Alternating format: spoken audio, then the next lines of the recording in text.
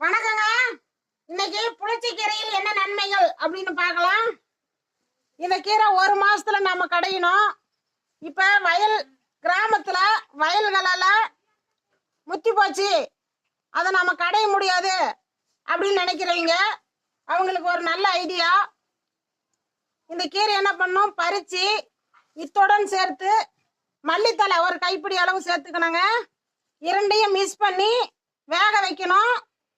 வேக வச்சுட்டு அந்த தண்ணியை வடிச்சிடணுங்க. வடிச்சிட்டு இந்த மாதிரி ஆற வைக்கணும். ஒரு 1/2 மணி நேரம் ஆற வைக்கணும்.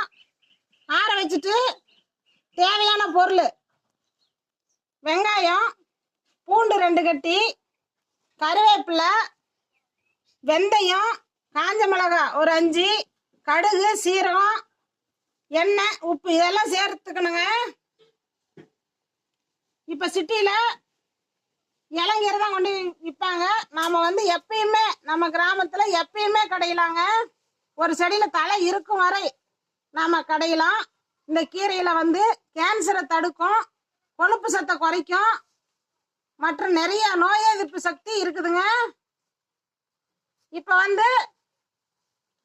நாம தாளிக்கிறத பார்க்கலாம். 3 கரண்டி எண்ணெய் சேர்த்துக்கணுங்க.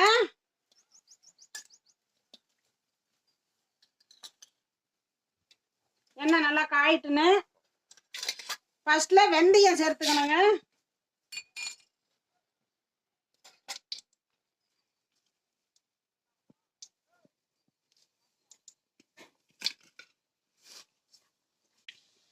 இது வெந்தயம் பொரிஞ்ச அப்புறம் கடுகு, கொஞ்சம் சீரகம் சேர்த்துக்கணுங்க.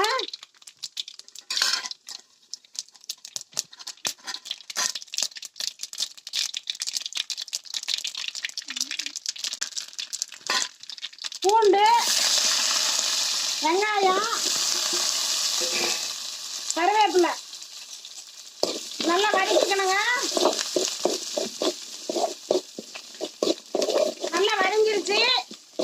இப்ப நம்ம மிக்சியில அரைத்து வைத்த புளிச்சக்கீரையை இதோட சேர்த்துக்கணும். லைட்டா தண்ணி சேர்த்துக்குங்க.